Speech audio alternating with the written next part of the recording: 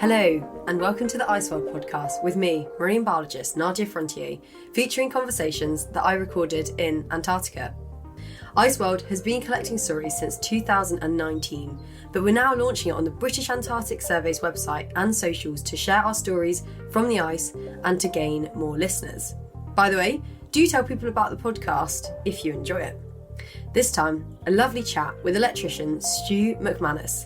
There's a bit of Antarctic jargon in here, so I'll go through some of that at the end and we'll put it all in the episode notes. I talked to Stu during the last winter season. We were both living and working at Rothera Research Station on the Antarctic Peninsula. Thank you very much for joining me on the Ice World podcast. Oh, thank you very much for having me. Yes, thank you. Could you introduce yourself, please? Yeah, hi. So I'm Stuart McManus, and I am the electrical maintenance technician for Rothera Station. Amazing. What inspired you to come to Antarctica? Initial inspiration was probably watching them move Halley 6 and the documentary on BBC. Ice Station Panorama. Rescue. That's the one, yeah. It was amazing, and I think after watching that I was very, very keen to try and get a position with them. And tried the year after I watched it, didn't get the job, and then tried a second time, didn't get the job. Somebody dropped out. But you applied to another research station. You applied to King Edward Point. Yeah, well, initially I was trying for Rothera. Yeah, and I got down to Cambridge, and there was maybe 15 of us interviewing for the same job. Turned up, and there was loads of people in the waiting room waiting to be interviewed. Oh, did you feel quite intimidated? Oh, I was sweating. bucket loads. Yeah. It was it quite unreal? Do you remember that moment when you got an interview to work in Antarctica? Did you have a little bit of a doubt going to such a hostile environment for? I guess you applied for a winter contract. I think I had more of a doubt whether I would be capable of doing the job. More so coming down here or getting here than the interviews or leading up to it. I think as soon as I got here, I had that overwhelming thing of, oh my God, can I actually do this job? Imposter syndrome. Yeah, such a classic. syndrome. So let's go back to your first position though. So that's you. So the first position was at King Edward Point Research Station, based in South Georgia, and it's operated and run by BAS, but it's owned by the South Georgia government, who are part of the Commonwealth.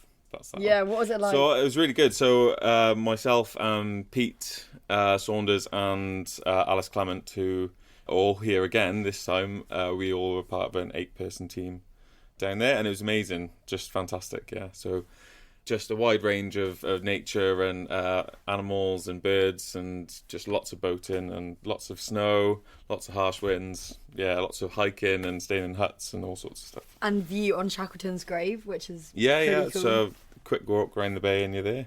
So with the South Georgia builders that go there every year, they do a lot of upgrade work to the whaling stations and to heritage sites around South Georgia as well. So they get dropped off by the Faris at different intervals. And the Faris is the government boat that conducts scientific work, or what is its main purpose? Yeah, so they're a fisheries patrol vessel as well as support vessel for the island and people coming in and out. Yeah, that's cool. Yeah. So how did you arrive to South Georgia? What was your mode of transport? So it was the air bridge from Bryce to the Falklands, and then the Faris was 3 or 4 days across to South Georgia. Yeah. How was that? Do you remember amazing. Your initial... Yeah, it was amazing. It was very rocky. It was stormy seas on the way down and on the way back. I think that stretch between Falklands and South Georgia is really quite rough. But it was good. It was a good journey. It was amazing just to be out in the open ocean for the first time, especially that first journey. It was the longest I'd been at sea, and seeing all the ocean birds fly alongside the ship and behind looking for food. It was quite an incredible experience. Yeah. What did you take away from South Georgia? God, I think some of the best moments are the hut stays you can do on different parts of the peninsulas and just being surrounded by the wildlife. So that's like essentially your holiday. You get to go and stay in a hut. Yeah, with so the somebody holidays. else from the station. Yes, you get 2 holidays, and I had 3 actually. Lucky me, I had 3, and you get to stay at different huts dotted around South Georgia. Probably the best is at Ocean Harbour, which is a small secluded bay with a shipwreck in it, and it's an old postal depot for when they had sealing operations there.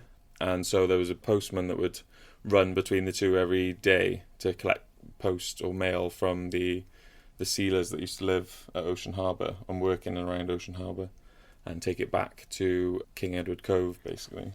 And so it's just like a brick outhouse, and you can stay in that, and there's lots of reindeer heads, like antlers and skulls, dotted around the inside. So it's pretty niche and cool inside, yeah. And I think sitting there and watching the sunrise and listening to all the animals is probably the most epic. How do you get that? Is it within walk from KEP? It's supported by boats, so you have to get a boat journey across, and it's probably about 20 minutes on the boats, and then about a 2-hour walk across the Ocean Harbour then. Yeah.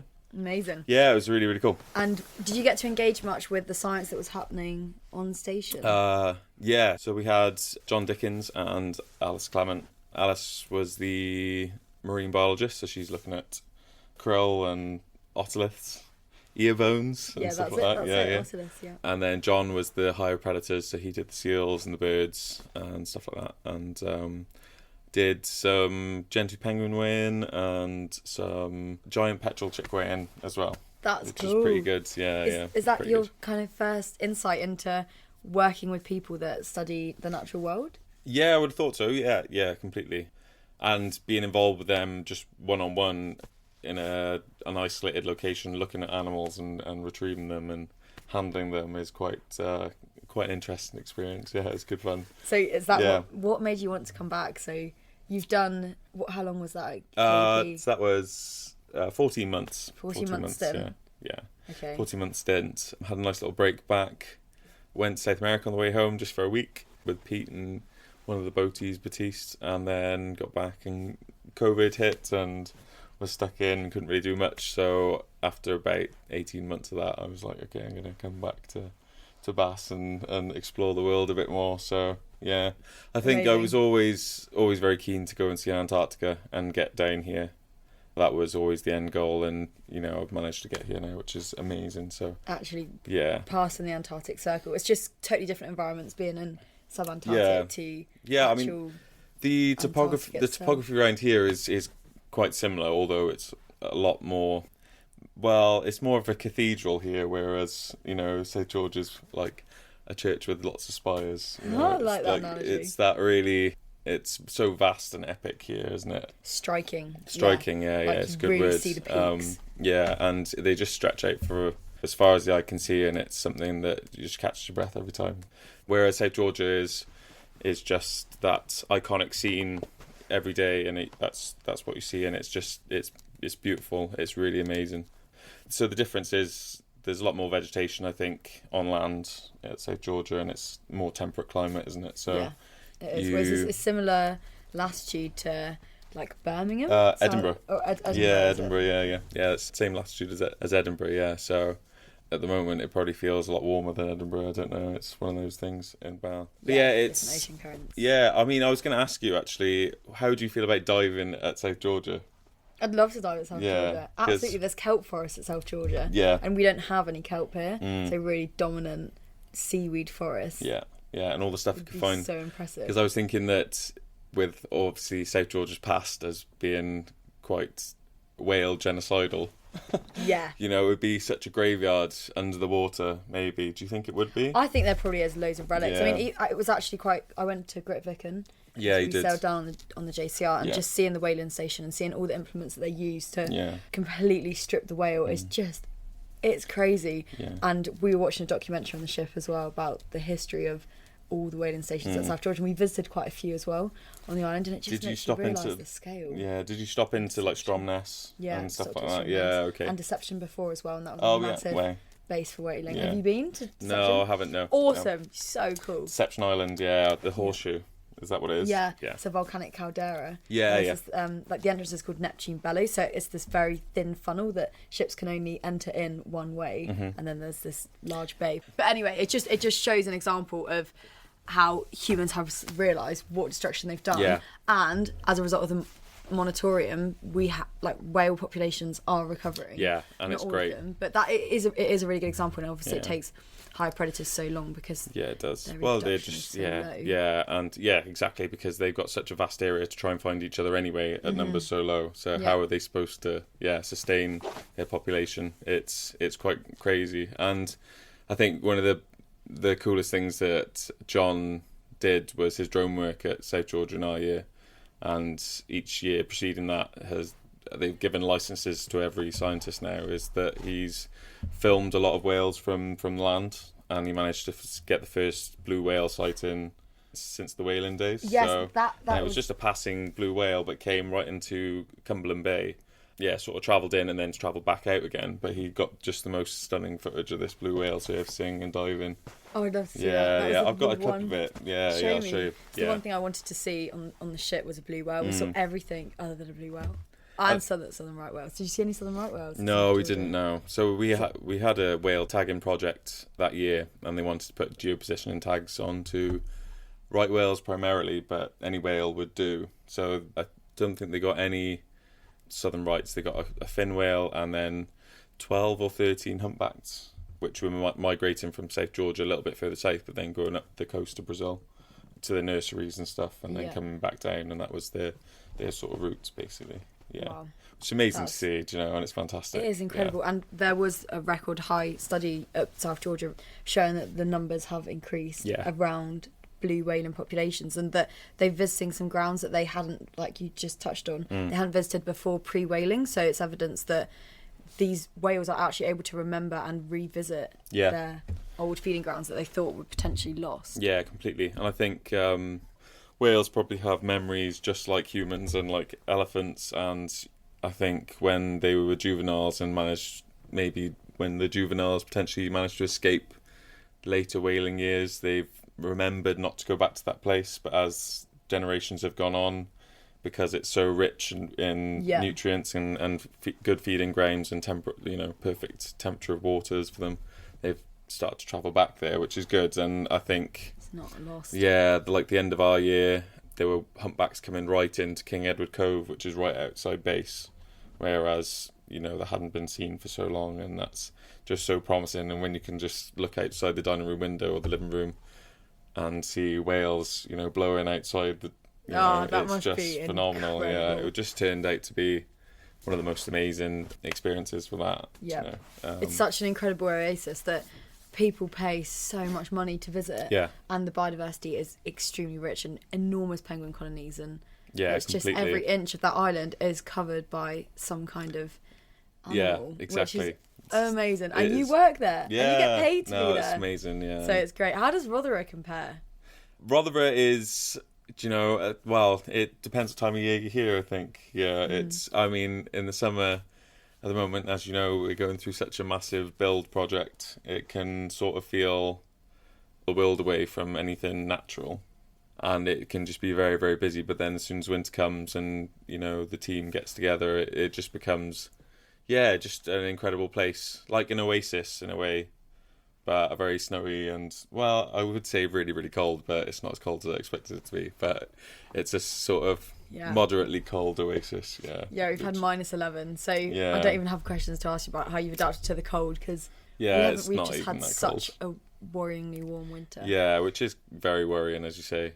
But I think we all know what we're in for, unfortunately. Yeah, that's true. Hopefully we can all, battle it, and in generations to come we can see some things improve, but we're on a sort of a downward spiral, I think, aren't we? Yeah. There's got to be a massive wake-up call, and that's what we absolutely need, definitely. Yeah, so we do. What do you do at Rothera?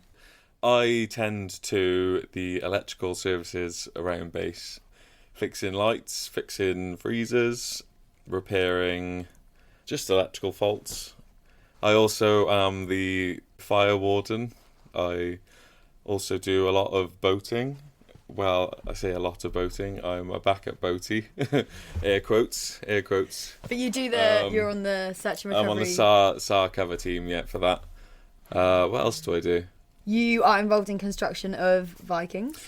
Yes, true. So I do a lot of upgrade work to systems around base. So Vikings has undergone a refurbishment, like you say, and I've been doing the electrical work in there and helping Tom putting a ceiling on. Push that along. Yeah. Put some ceilings up. Yeah. Doing some painting, getting rid of rubbish. I'm just a general hand, really, which is good. But you're always busy. Yeah, I'm always busy. And you are, in addition to the fire warden, you're also responsible for servicing the breathing apparatus kit. Yeah, and running training. Yeah, and running training as well. Yeah, and something else as well.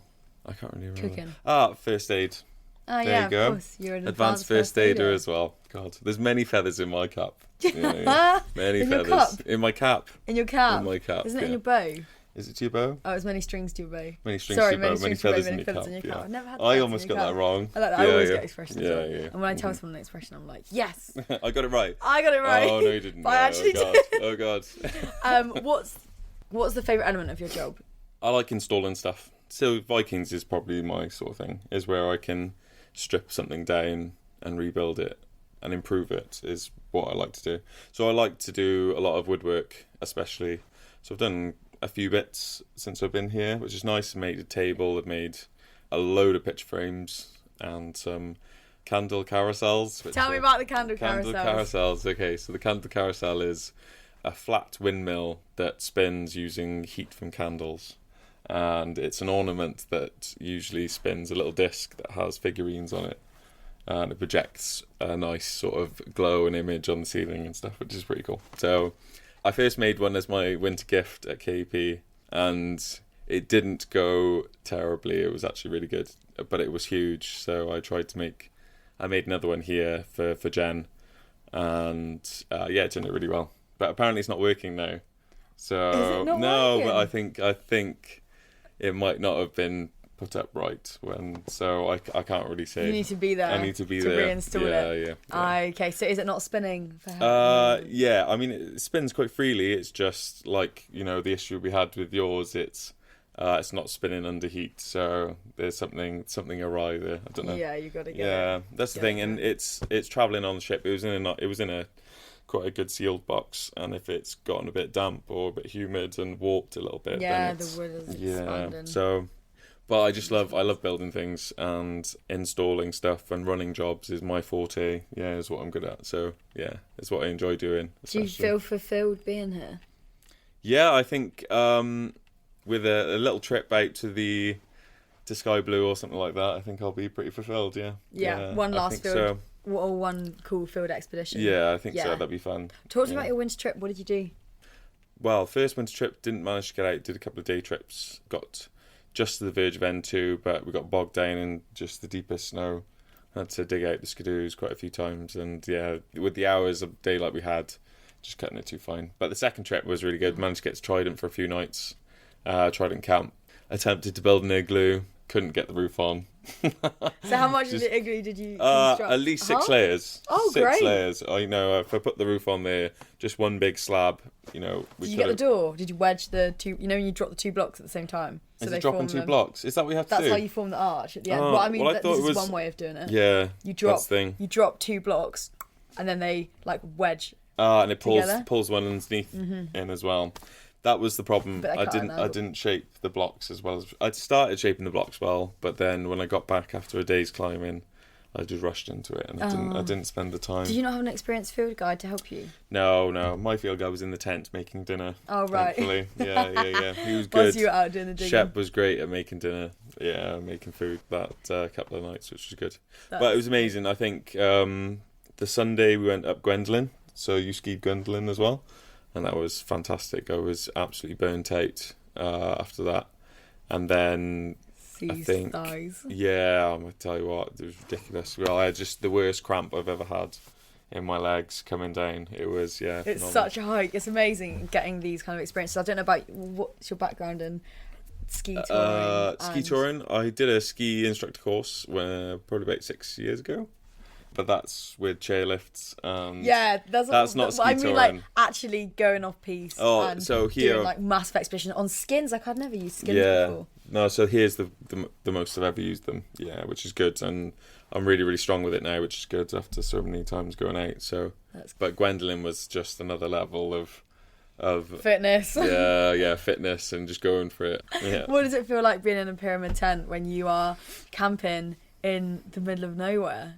It was quite cool having the 6 of us in there trying to fit in, which was really nice actually. It made it nice and homely, and it was a good experience. I think when you're on the cusp of bad weather coming in and you get told the night before and you're at risk of staying in the tent for 2 days or maybe 3, I think you're like, oh, I'd like to go. Oh really? Yeah. I think that's the best thing because you're no. like exposed to the elements and you've got 50 knots of wind going outside your little Ventile tent. Yeah. And yeah. No, I see. I like the wind experience and hearing the weather outside. I think well, most people might like that experience, you know, when it's really blowing outside the tent and you're inside and you feel all cozy. And Yeah. I think there's something special about that I feeling. really like that. Yeah, And yeah. And I do as well. I think if it was one night that we were going to be stuck there, that's fine. But it's just, I'm not really a massive camping person, to be fair. If we were out in the field and I was out there for a month, then it's fine because that's your living space. Yeah, yeah. And But when there's a bed just 20 minutes, well, an Oh, hour come on. an hour away, sorry. It's that's pretty good, so yeah. But Yeah. a couple of nights was brilliant, yeah, really, really good. I think if we had gone further afield, it's like I just said, it wouldn't have mattered too much to me at all. Yeah, yeah. 3-man tent maybe next time. They're quite snug. Yeah. But Yeah. because you've got the boxes lined in the middle and Yeah. you sleep either side. But I had to do 4 days of layup Oh, did you? over by the foot of Wendy. Right, okay. Was Yeah, this first so? time round? Have you managed to get out for your trips? How many trips have you managed to get out One. for? One. That was Yeah, your first one. that was it. That was a hauling trip. But I Right. didn't really we made it out on one day Mm-hmm. and then managed to haul to Sign Peak, but then had 4 days layup and then had to come back. Wow, so okay. it was a trip, Yeah. but it was a bit reduced. So 4 days of because layup. the weather. 4 entire days. of Man layup. hauling. Person hauling. Person hauling. Yeah. What was that like? Tell us about awesome. that. Was it good? No, I'm interviewing you. No, come on. I can ask you one question. Yeah, it was great. It was great. It was physical. You're Yeah. carrying 100 kilos in your polk, Yeah. and you've got this harness strapped to you, and it is just grueling on your feet because you're wearing mountaineering boots and you're Yeah. attached into field skis, and because you're pulling so much weight behind you, and I'm quite small, so it's like so much. How did you even get up the ramp? No, didn't get out the ramp. We Right. started at See, the that's ski. cheating. It is cheating. If you can't pull it up It the is ramp. cheating because the weather. Honestly, the weather was so bad. It was like we left in like 25 knots. Wow, okay. So we just had to get going. Otherwise, if we hadn't have gone, and we were really on the limit for Yeah. just canning the whole week, and you know what it's like. So we were like, okay, we'll depot the polks at the top of the ski Yeah, rate, yeah, and then we just brilliant. left when the wind started to drop. It didn't really drop. It just kind of carried on picking up, Cool. and I was like, I had icicles on my eyes. How did Anyway. you- But so yeah, it was obviously great. colder in your year, Yeah, in your much first colder. year. Yeah. We had we still had warm periods, and like you'd have rain on the windows in the winter as well. But like it would be really good to get the stats, but there's definitely a lot More massive more temperature swings. temperature drops. Yeah, we had Yeah. they had a -30 on their winter trips out of Yeah, Trident. crazy. A lot of weekends were -20 less, and I remember walking up to lunch a lot, and my nose hairs would be Yeah, yeah. completely frozen, and your, Yeah, I can your see them from eyelashes. here. Yeah. Yeah, your eyelashes would be frozen too. So what's your background, Stu? I left school. I went back to do sixth form. Decided I didn't like it, and then went straight into an apprenticeship In what? in electrics. Yeah. Funnily enough, yeah. Why? Yeah. Don't know. Don't know. Yeah. So yeah, I just went straight into electrics, and I worked for a domestic installer first, so working on housing associations, rewires and stuff, and then after a year, I left them and went to an industrial company which do a much broader range of electrical work. So from factories to power stations to anything you can sort of think of to do with electrics is where I went to. Finished my apprenticeship, passed all the exams and qualifications I needed, and that company went into liquidation just after I finished. No. So I went out sole trading, so I became a subcontractor on my own and just going from site to site on different jobs, and that turned out to be the best thing I could have done because I just got such a broad wealth of experience and met lots of people who I carried on working with on different jobs. And I just went travelling. I just had holidays all the time and spent lots of money, did ski instructor courses. Yeah, I just enjoyed myself. Like my 20s were just, the perfect combination of work and play, I think. I went to Australia for a year. I've been to South Africa a load of times. I've been to quite a good few countries, Thailand a few times, Japan. Yeah, I've travelled quite a bit, which has been nice. So that's great because you've got so much experience, and also you've learnt a lot of independence working by yourself. Yeah. But did it feel daunting coming here then, given that you've lived in so many other countries for extended periods? How did it feel leaving home for 18 months to come to Antarctica? Yeah, I think it does. I think every time you leave home to go and live somewhere, you will always get that feeling of daunting, overcasting, or obviously that coupled with pure excitement. Yeah. But You always have that thing of nervousness, apprehension, I should say, thinking about all the little things. And the first time I was very nervous. it's extremely nervous. And I remember the first month, like going to Zach and saying, one of the boaties, and he rented here previously at Rothera. I said, I don't know whether I'm cut out for it. And being a bit, and he... Was it the work or Well, it was being just the away? whole... It was the imposter syndrome. It was just the apprehension. It was not so much being away because I'd done it so many times. I think it was just because it was such a small team, and integrating was, I find, a little bit difficult, I think, personally. For me, it just takes me a little bit longer to get to know people than most. I'm not really that outgoing, extroverted, as I should say, as it's said these days. So it just takes me a little bit longer, that's all. Yeah. And I'm comfortable with the way that I adjust. It just, that's just how I'm wired. And I think once you learn yourself, it becomes easier. Yeah, and I think that just takes time. And it's just all about growing up, isn't it? I think so, which is good. So your first month, you felt like okay. Yeah, first 2 months at KP felt like that, and then it was a breeze, which was nice. And so. here? And here, Justin? I think it was more difficult here in the summer because of how busy it was, and it's crazy. It's hard to find a place here in the summer when you first arrive, and people are, jetting off to far-flung places and getting into their roles. And using all these acronyms that you've got absolutely no idea completely, what they're about. Just because in tech services it's a little bit, you've got to get to know the base and you're constantly on base, and then in our summer there was 6 of us here, so we're all fighting for work to do. Oh, yeah. Because there was projects that we were meant to be doing that hadn't started because the stuff wasn't here, and it was just a bit of a battle initially. And I think that, coupled with so many people, was just, like you say, a bit daunting, a bit disruptive to your integration period. Totally get that. Yeah, I remember. But as soon as winter came, it's great. So nice. Yeah. Do you think that's also a reason for coming back, as well as you went through COVID? But how do you find community small living like this? It's pretty unique. Yeah, no, it's fine. I'm not built for it all the time. It's not my thing, but I've absolutely loved this winter. I think it's been perfect. I think the team have been perfect. I wouldn't really change anybody here. The small community living is great for that time period that you're here. I think like what you've done, double wintering, is great because you've loved it. But are you going to come back for a third?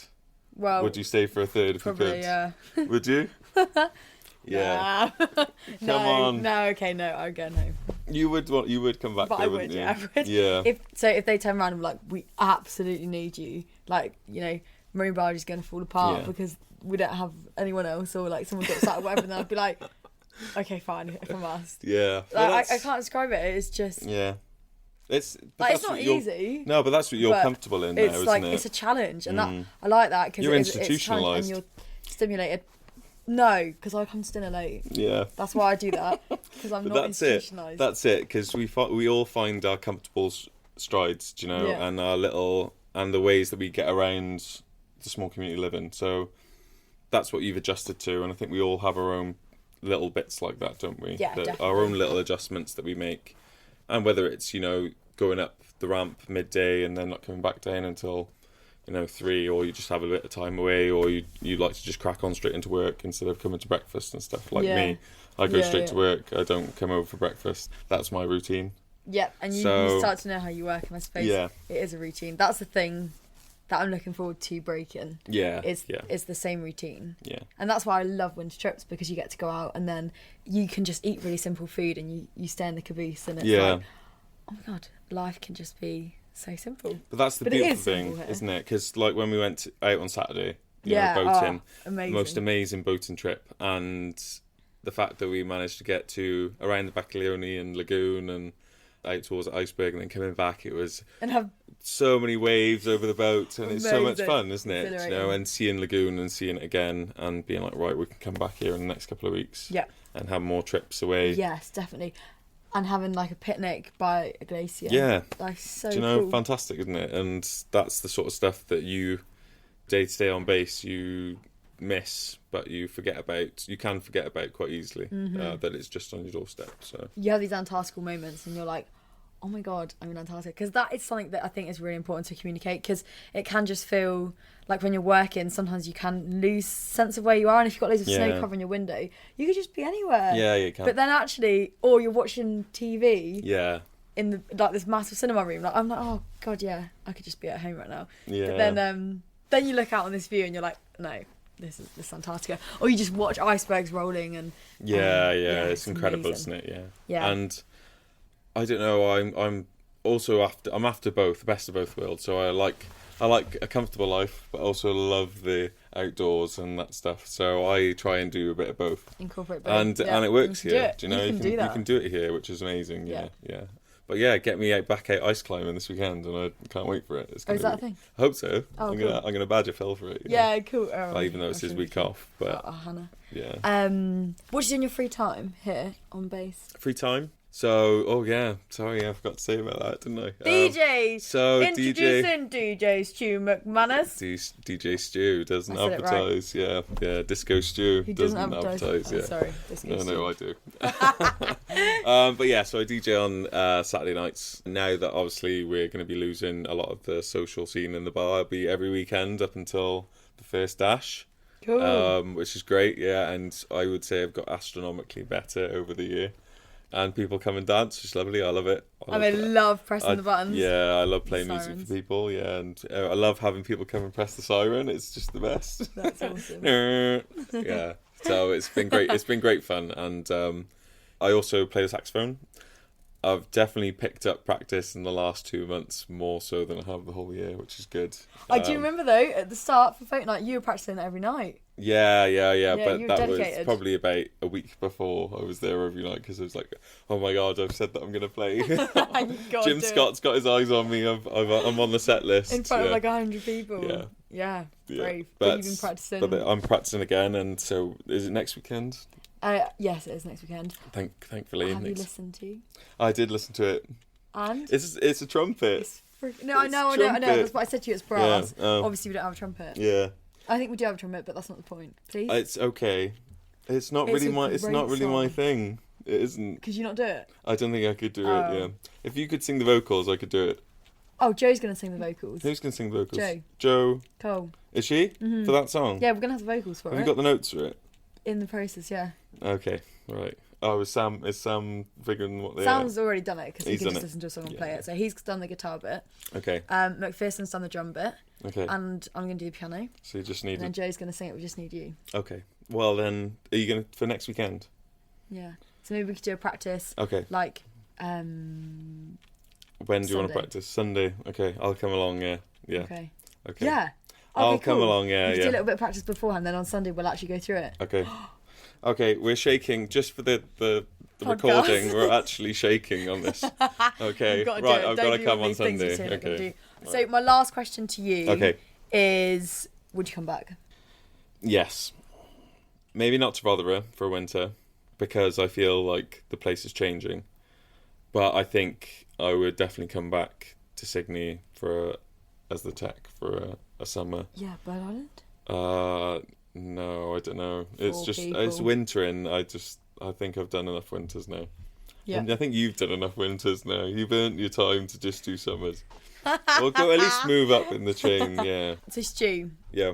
Thanks. Thank you very much. No, it's been great. Fun. It's been great chatting with you. Thank you very much. Yeah, it's been great. And that was electrician Stu McManus talking to me at Rothera Research Station. And you'll be pleased to note that Stu did indeed play his saxophone for a cover of American Patrol by Glenn Miller Orchestra for Folk Night, which is an annual event marking the end of the summer field season at Rothera. It is a fantastic opportunity for musical talent, poetry skills, and even a Rubik's Cube competition to take place, and is arguably the most memorable night of the year, attended by up to 170 people. During the conversation, we mentioned a variety of geographical areas. First up is Bryce. This means Bryce Norton Airport in Oxfordshire, where we take the Military of Defence plane to get to the Falkland Islands, and this is where a group of us quarantined during the COVID era. We then boarded the British Antarctic Survey's Dash aeroplane to get to Rothera. Other places around Rothera consist of Lagoon, which is a picturesque island to the south of the wharf, where a variety of science is conducted for multiple days due to the facility of a small hut. We've also discussed Sky Blue in recent episodes, a small field station at 74 degrees south where fuel is stored to facilitate deeper field operations. Similarly, M2 is a mountain within the local travel area around Rothera, which we are fortunate enough to visit on our trips. If you fancy Stu's job or something similar, do check out the jobs section of the British Antarctic Survey's website. And if you enjoy the Ice World podcast, please tell people and think about writing a nice review. The algorithms will then share it with as many people, and we want everyone to enjoy these stories. I'm Nadia Frontier, and thanks for listening.